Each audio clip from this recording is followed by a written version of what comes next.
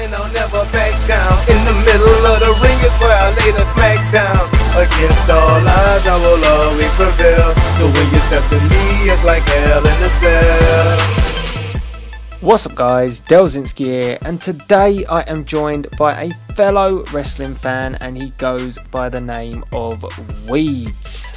Alright Delzinski, how's it going? Yeah, I'm not too bad. Yourself? Yeah, not bad. Just trying to get through this miserable, never-ending rain that we seem to be having in the UK at the moment, mate. Yeah, well, you know, it never rains, but it pours here in the UK. What joy. Exactly. Okay, so the reason why I got Weeds on the chat with me is because we want to talk about a few topics within the WWE today, some current affairs, so to speak. What we wanted to talk about was briefly touch on the Royal Rumble, and was it right for Batista to win the Royal Rumble? That ultimately will lead on to the Daniel Bryan situation, which we cannot really avoid, and also some news coming out today that CM Punk has left the WWE. Potentially left yes. the WWE. That's right. We're not quite sure. Arguments have sparked fury on Twitter with whether or not it's a work or not, but yeah. We're all so smart, aren't we? We are. Okay, so I'm going to put the question to you. Did you think it was right that Batista won the Royal Rumble? I think it was inevitable that Batista was going to win the Royal Rumble. He's one of Triple H's mates. I think it spoke volumes that a returning Sheamus, big surprise, Triple H, obviously another one of his buddies, and it was no surprise to me that Sheamus, Batista were in the last sort of few. So no, I don't think Batista should have gone over.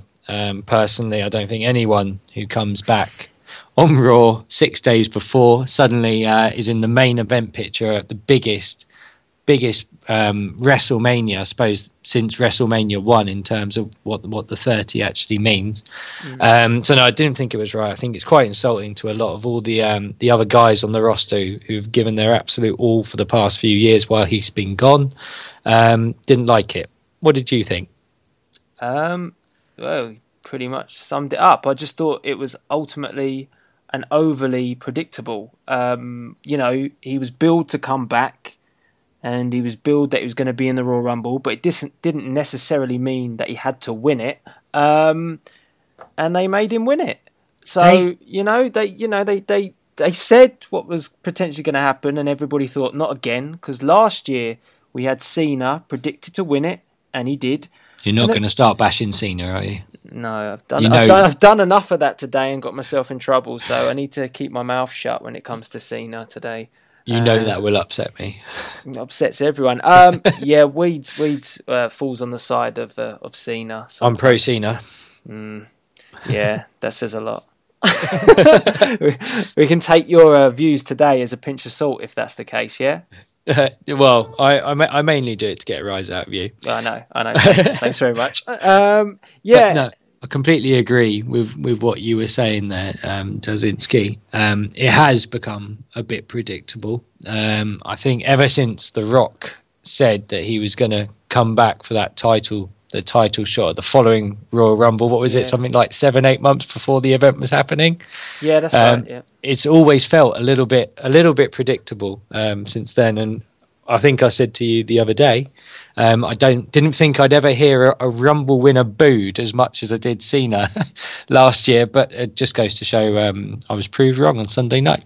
Yeah, well, he did. He got booed out the arena, and then he flipped off the fans as well, which is kind of interesting because he's meant to be a face going into, obviously, a feud with most likely a Randy Orton, unless they're going to really flip the switch at Elimination Chamber. But I can't really see that happening. So, yeah. I was going to say, what do you think of? Because I know you're a Batista fan. What do you think of the face version of Batista?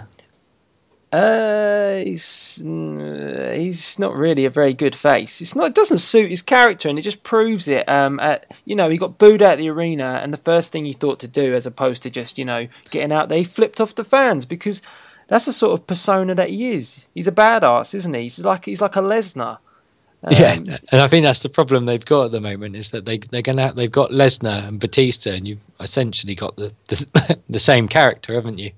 Yeah, so it's hard. I mean, to be honest, for him, it was a big moment, wasn't it? So, him winning the Royal Rumble, and in a way, Daniel Bryan has stole his limelight, so to speak, stole his thunder, and he didn't like it, and I can understand that. But then I can't understand these people that say that those fans didn't have the right to boo, because their expectation and my expectation was that Daniel Bryan should have been in that Royal Rumble, which kind of brings us on to that Daniel Bryan situation, to be honest. Well, I don't know what he's done, but he's certainly, along with CM Punk, pissed someone off at WWE, hasn't he? They've been buried pretty much in the mid card since October, November sort of time, haven't they? Yeah, do you think, though, because this is another topic that I've been putting out on Twitter. Obviously, follow me at Delzinski on Twitter, cheap plug. But yeah, I've been putting out on Twitter recently that, I think that Daniel Bryan's been mistreated, and you used the word buried. So do you really think he has been buried? Not in the sense of, I suppose, what you'd look at burying people in WWE as, i.e., putting them on superstars and never ever seeing them again. Yeah. But he's obviously punching well above his weight with what he's been doing. I mean, there's been so many handicap matches to finish Raw. He's been asked to wrestle more than once, I think 3 times on one Raw he went for.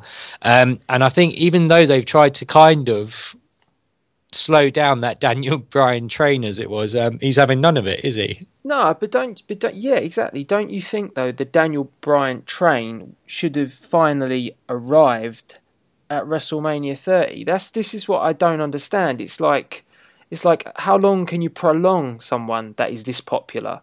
It's just how much longer can you just hold that guy back? And I just think it was perfect to let him get to WrestleMania 30 and be crowned, the WWE World whatever you want to call it these days. I can't even work out what the belt's called these days. But they haven't even swapped him over yet, have they? No, and they also did a Twitter. Well, it wasn't Twitter, was it? It was a WWE app poll for us to decide what the belt would be called, and then the next week they went with their choice anyway. So I was going to say, yeah, they listen to the WWE universe, they just don't pay any attention. Yeah, that's right. We the people, that's right. It's ridiculous. I mean, that's a prime example as well. They genuinely don't listen to the universe, and I know they think about the money, but surely the money is in Daniel Bryan at the moment. I would say he's probably, since CM Punk pipe bomb, what was it, in 2011, he seems to be the most over person I've seen since then, and in quite a while. And just going back to what you did say about Batista, I think it obviously ticked the man off, particularly as he was leading up to that final push in the Rumble. But going back onto Daniel Bryan, you used to have those kind of stories when it came to WrestleMania season. You normally knew someone like Austin or The Rock was going to go over, and the way the calendar worked, that you knew they'd probably lose it between SummerSlam, Survivor Series, and then it was always about that journey back to WrestleMania, and basically WrestleMania being that guy's spotlight. But I don't know, WWE at the moment, particularly under the authority, and we do know that Triple H does like his weights, doesn't he? It seems to be moving back towards the hulking heroes, as it were. There's still not that place for the wrestler guy. No, he's marking out when Batista returned. He's nodding his head. As the crowd were chanting Batista, his head was proper going for it. You have to check that out online. If you can get a clip of Batista's return, actually Weeds pointed it out to me, but Triple H is marking out big time at his return. Yeah, he forgot his wife was there for 1 minute, didn't he? So, yeah, he does. He likes, the WWE likes the big guys. And I've touched on this before, but, what does it matter? Big or small, really? What does it matter if you're a good wrestler? And I keep going back to this point. I've said it on a few commentaries. I watch wrestling because, I want to see good wrestling matches. And Daniel Bryan's a great wrestler. Just because he's not, you know, a big guy, it doesn't mean a blind bit of difference. If that was the case, you wouldn't have a Rey Mysterio, a Shawn Michaels. You wouldn't have those guys. So I just don't really get it.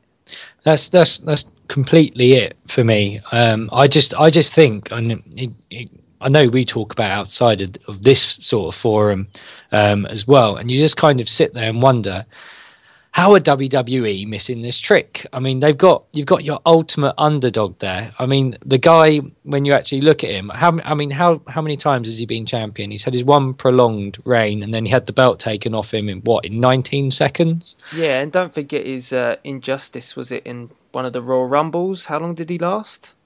Oh, exactly. It's all these kind of things that, I mean, the guy is there. The guy's the package. He talks well. He was great when he was a heel. He's obviously even better as a face. And he deserves his shot for me. I actually preferred him as a heel, to be honest. He was funnier as a heel. Yeah, I was brilliant. The fan interaction back then was great as well, you know, with the no's and the yeses. It's just, the reason why, obviously they paired him up with the Wyatts and then they took him straight back out, wasn't because of, you know, the fans. It was because I think the NFL covered it. The yes chants were happening in the NFL. So they thought, okay, it's being publicised, the yes chants, we need to get him back being a face again. So, you know, WWE caving to, you know, the media, so to speak, but not the universe. And I mean, that's exactly it. And it always has... It is the money. It's always been the popular opinion. And, I mean, you've only got to look in that crowd to see, you know, how many Daniel Bryan shirts there are, how many CM Punk shirts there are. They outsell everything by the looks of it when you look at an arena. So it just, for me, the stance they take, and I just really hope it's a really elaborate work, the Authority, that I just don't understand. And that at some point, they're just going to go, no, this is what we were really doing. And I'll be like, oh, right, yeah, I see what you were doing there, but at the moment I haven't got a bloody clue. Do you think that we're going to get a Batista corporate champion, so to speak? That this Orton thing, that's too obvious again, though, isn't it? It is too obvious, but for me, it looks like it's the only way. It's the only way you can salvage it, really. And I think the poor bastard at the centre of this is Randy Orton. He's kind of, I think his reign as, I'm going to call him the undisputed champion. I'm not having any of this WWE heavyweight championship malarkey. It's very, very similar to Jericho's run when he first won the belt. It hasn't been overly strong. He's out with the Authority, but I suppose everyone seems to be in and out with the Authority at the moment. And if you are going to put him up against the guy, I suppose they've tried to make it legitimate with Cena, and I am kind of backtracking on my Cena stance here. But everyone's seen that before. And no one, by the looks of it, wanted to see it again, especially after the pay-per-view before that it was on. So, and odd choice at the moment with what they're doing with Randy Orton as champion. Yeah, for me, you just have to compare the Bray Wyatt match with Daniel Bryan against the Orton Cena match, and you know the Orton Cena match wasn't actually a bad match. I'll give Cena some props, but you know it wasn't a bad match. But just look at the difference. That was quite clearly that, you know, Daniel Bryan and Bray Wyatt aren't the future. They're the here and now of the WWE, and the sooner WWE acknowledges this, the better. And I think that's a great point you make there. Out of there, you've always got the big four, I suppose, pay-per-views, and the one before this one, obviously, was the Survivor Series. What was the best match on the card? Oh. For me, it had to be... Will you put me on the spot for like that? For me, it had to be the first one with the Shield, and the Rhodes brothers. And this is it. It's the first match on this card again. Was the best, brilliant match. Was the best match, and they're already touting it as a contender for match of the year, and that's it. And I think that spoke volumes when you were talking there about the past and the future, you only had to look at those final two, because the boos were still ringing out in that Rumble, but how quickly did that support go for Roman Reigns? And I suppose this is going to bring us nicely on to CM Punk and his potential issues at the moment, because I suppose for him, what he's looking at when you're seeing all these guys like Reigns putting in the effort, turning up to every house show, Raw, SmackDown appearances, similar to Punk and Bryan. And then you've got someone like Batista, who's walking in. He's coming back on the Monday night, and he's in the main event of WrestleMania by the Sunday. He's on a reduced schedule. He's looking at Lesnar on a reduced schedule, and Triple H is wrestling when he likes. And I think that's ultimately the problem there. I don't think someone like a CM Punk's going to be bartering for time off. Granted, I think he does need time off at the moment to heal. He does look worn out. He does look a little bit out of shape, even though he went 15 minutes in the Rumble. But he's probably thinking, what the hell's going on? Me, guys like me and Bryan, we're carrying this with real wrestling, real stories, and these guys are just being given this spotlight by just walking in. I don't know what your kind of thoughts are about that. It's because Batista's got by far better pyrotechnics right at the beginning of his entrance. He can't even do that right at times. The boom, boom, boom, boom, boom, and then the last one, bang. And that is why he's so over, With Triple H. Triple H likes his fireworks. Oh, it was brilliant seeing Batista just not even being able to comprehend why people weren't cheering him at the Rumble. I was being really, really sarcastic, but that is it. I think that the likes of a Punk look on and they think, why do I bother? Why do I bother turning up every week? I think every single week on Raw and SmackDown, we've seen these like 6-man tag matches where Punk and Bryan are heavily featured every time, almost being, pushed to the limit, because don't get me wrong, like the likes of Reigns and people are much fresher than they are. And, they are having to work just as hard, twice as hard, in fact. And yet it gets to the push comes to shove. One of the big pay-per-views comes round.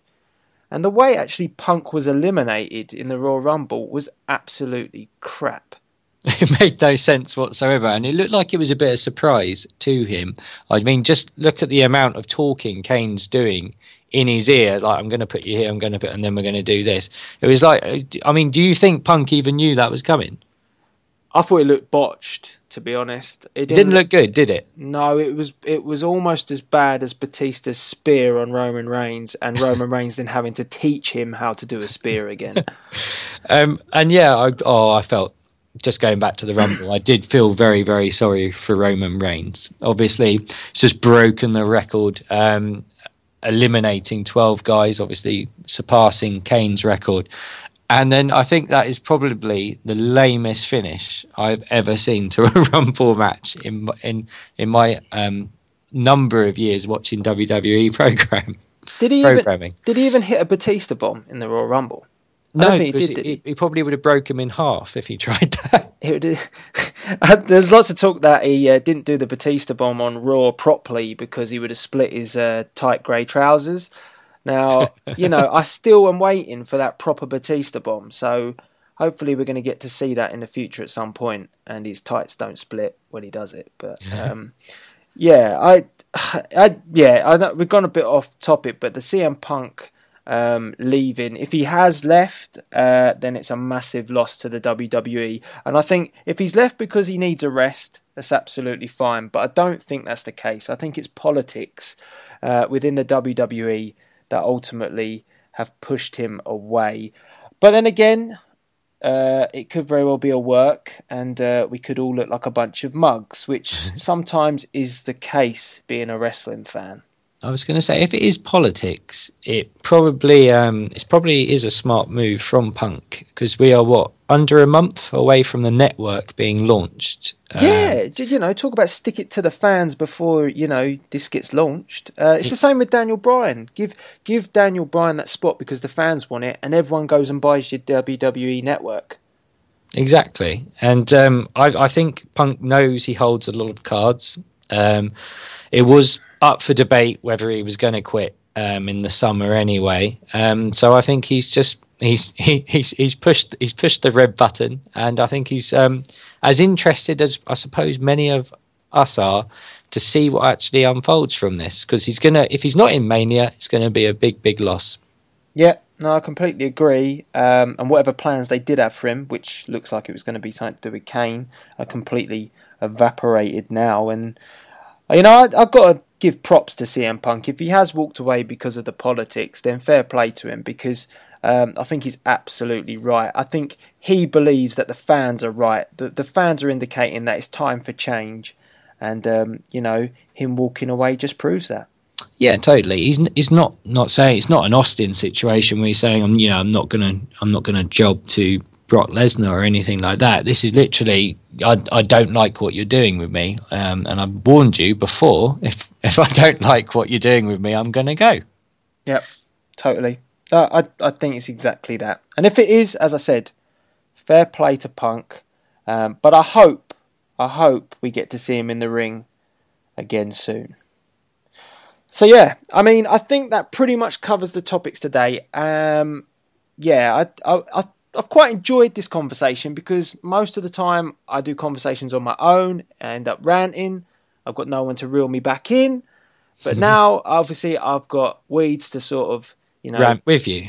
Yeah, you're meant to be putting me in line, but I can't do that. That's why I like Cena. But yeah, if you guys enjoyed this commentary that we've had, obviously let me know via the comments box below, and let us know via the comments box below your views of the topics that we've talked about today. Batista winning the Royal Rumble, Daniel Bryan situation, and obviously CM Punk leaving the WWE. Potentially. Yes, potentially. I don't know if you've got anything else to add, Weeds, before we sign off, but... No, just it was great to have me on here with you, and hopefully we get to do this again soon. Yeah, most definitely. So I guess that all that's left to be said is, Weeds, do you want to say goodbye? This is Weeds signing out. That's my line, but this is Delzinski signing out.